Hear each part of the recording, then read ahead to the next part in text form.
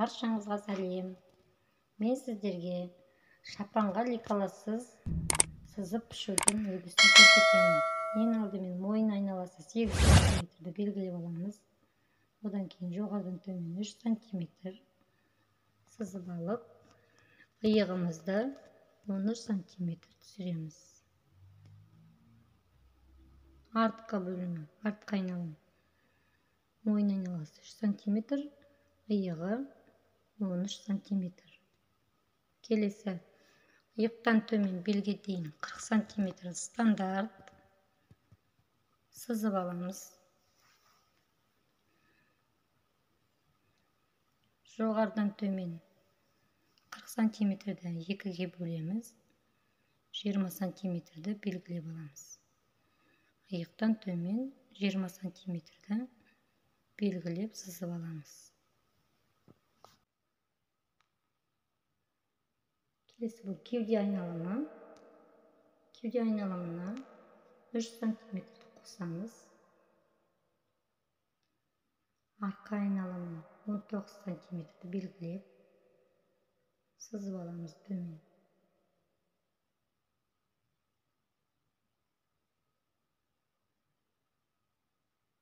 Келесі бел айналымын өлшеп 4-ке бөлеміз. 21 см.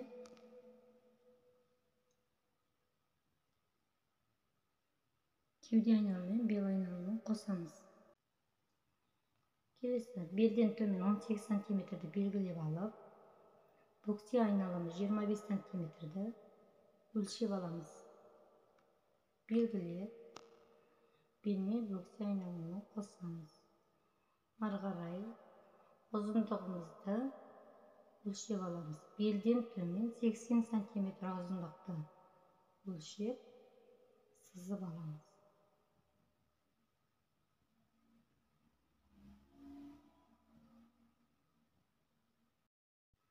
Бұл артқы бөлімі. Барлығын сызып өлшеп алғаннан кейін тігіске 1,5 см өлшеп сызып аламыз. Бұл тігіске кетеді. Артқы бөлімі дайын. Бұл шапан 42 және 44 размерге тігуге болады. Артқы бөлімі дайын. Сызып алып шапанымызды енді қиямыз.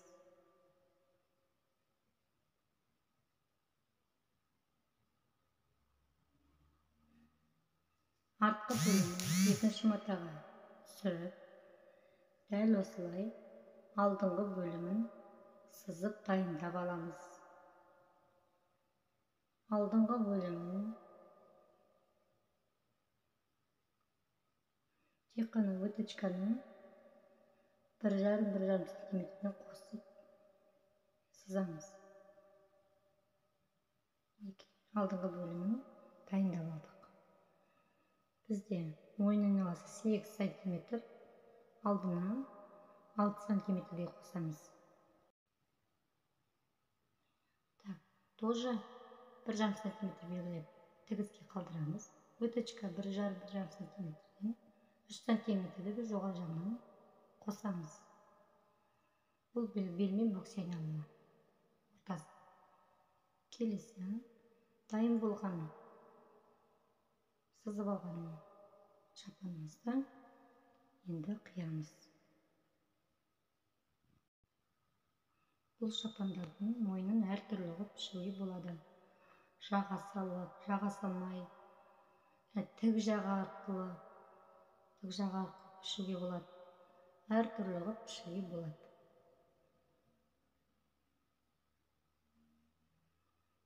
Қазіргі кезде трендте болып жатқан шапандардың үлгісі біз тез және әрі оңай пішуге болады.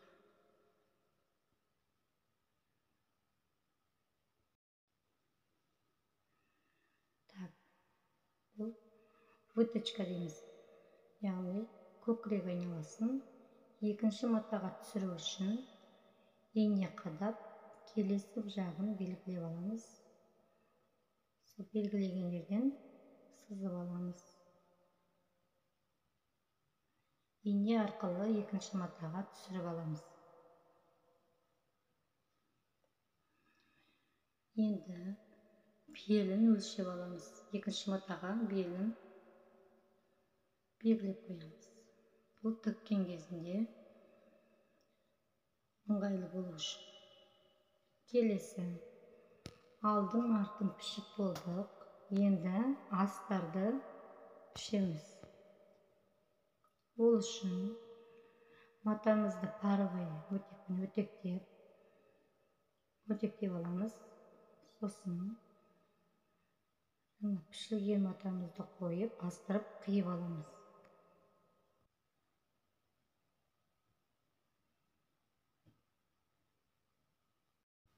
Астарын қиып дайындап аламыз. Келесі каналда тігуді көрсетеміз сіздерге. Ол үшін каналымызға тіркеліп, лайк басуды ұмытпаймыз. Келесі сабағымызда шапан үлгісін тігуді көрсетемін. Алдыңғы бөлігін пішіп алдық.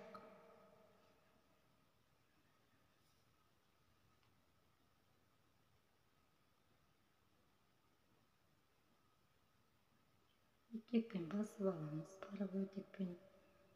Өйткені штапель матасы отырады. Сондықтан бірінші паровой өтекпен басып аламыз. Келесі артқы бөлімін штапель матасына салып пішіп аламыз, дайындап.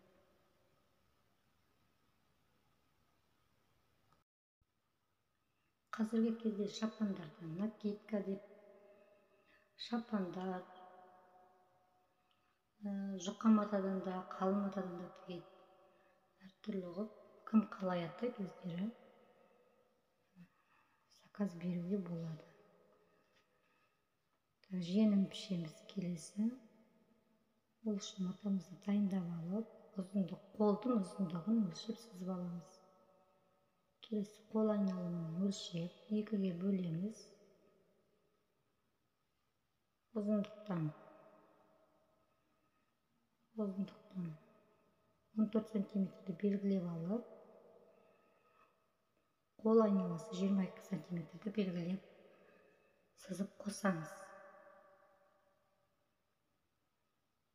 Енді бұл сызықты төртке бөлеміз. Екіге бөлдік, оны тағы да екіге бөлеміз.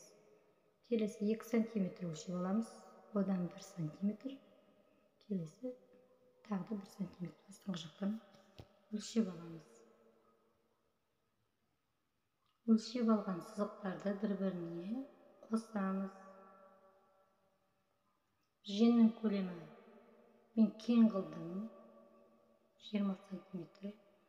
Яғни екіге бөлгенде 13 сантиметр болады. Жені кең болған ұнады. Келесі өте тік қылмай, кішкене қиғашынан сызып аламыз. Велюр матасы құбылмалы болады, оның түгі болады. Мен түгін жоғары қаратып пішіп атым, өйткені түгі кішкене жоғары қаратқанда темный болып тұрады. Сол үшін пішер алдында мен женін жеке-жеке піштім, өйткені шатасып кетпес үшін бірінші бір қолын пішіп аламын, екінші түгіне қарап, түгі жоғары қарау керек. Сол үшін екіншісі женін жеке тағда пішіп аламын. Матамыздың түгін қарап асықпаймыз, түгін қарап екінші женін беттестіреміз. Бұл жерде матаны асықпай сызып, түгін қарап сызып алмасақ, бізге мата жетпей қалуы мүмкін, қиып тастасақ байқамай. Сондықтан түгін қарап, асықпай екінші женін жеке пішіп аламыз. Женнің алдыңғы жағын 1,5 сантиметрдей сызып қиып алып тастаймыз. Бұл алдыңғы жағы. Алдыңғы жағын белгілеп қоямыз. Келесі астарын пішеміз. Жеңі дайын. Енді жеңнің астарын жеке-жеке пішіп алдым. Келесі видеомда шапанға жағаны қалай салу керегін мен сіздерге көрсетемін. Каналыма тіркеліп, лайк басуды ұмытпаймыз. Рахмет сіздерге.